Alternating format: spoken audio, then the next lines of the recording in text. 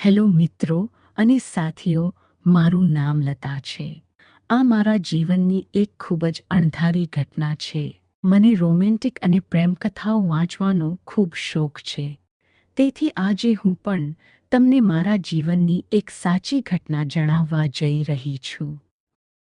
મેં ક્યારેય વિચાર્યું પણ નહોતું કે હું મારા પતિ સિવાય કોઈ બીજા વ્યક્તિ સાથે સંબંધ બાંધવા વિશે વિચારું.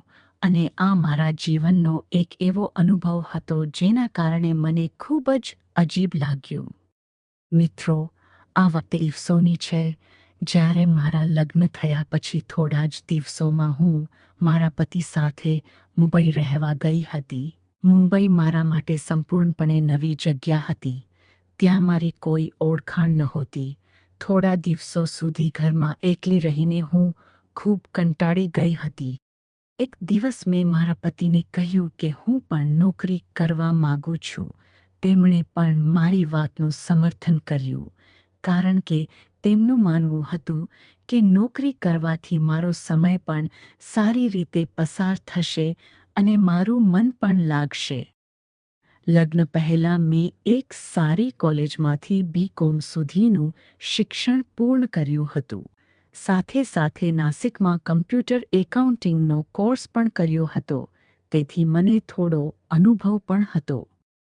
મારા પતિએ કહ્યું કે તેમણે પોતાના બોસ સાથે મારી નોકરી અંગે વાત કરી છે અને તેમના બોસે વચન આપ્યું છે કે તેઓ પોતાના મિત્રની ઓફિસમાં મને કોઈ નાની મોટી નોકરી અપાવવાનો પ્રયાસ કરશે.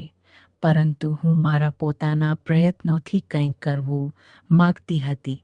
તેથી મેં અખબારમાં આવેલી નોકરીની જાહેરાતો જોવાનું નક્કી કર્યું. બીજા દિવસે હું કેટલીક જગ્યાએ ઇન્ટરવ્યૂ આપવા ગઈ. 2-3 સ્થળે ઇન્ટરવ્યૂ આપ્યા, પરંતુ ક્યાંયથી ખાસ સકારાત્મક જવાબ મળ્યો નહીં. મને લાગવા લાગ્યું કે કદાચ મને નોકરી નહીં મળે. હું ખૂબ નિરાશ હતી, કારણ કે મારા અભ્યાસ અને મહેનત મુજબનું પરિણામ મળતું નહોતું.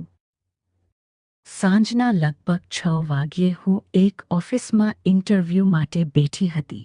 ત્યારે રિસેપ્શનમાંથી મને અંદર જવા માટે કહેવામાં આવ્યું.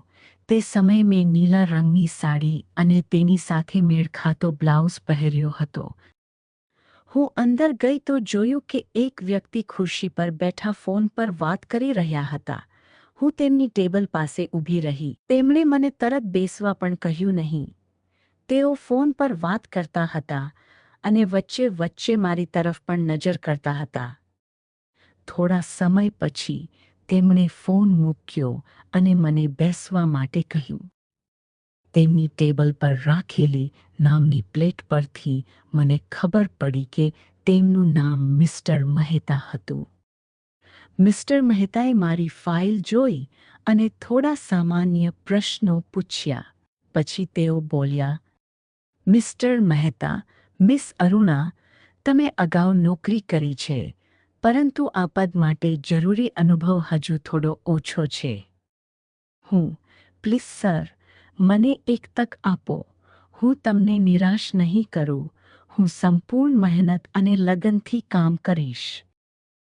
મારી વાત સાંભળીને તેઓ સ્મિત કરવા લાગ્યા અને પછી બોલ્યા, મિસ્ટર મહેતા, આ નોકરી માટે ઇન્ટરવ્યૂ આપવા આવેલા ઘણા લોકો પણ ખૂબ ઉત્સાહથી કામ કરવા તૈયાર હતા.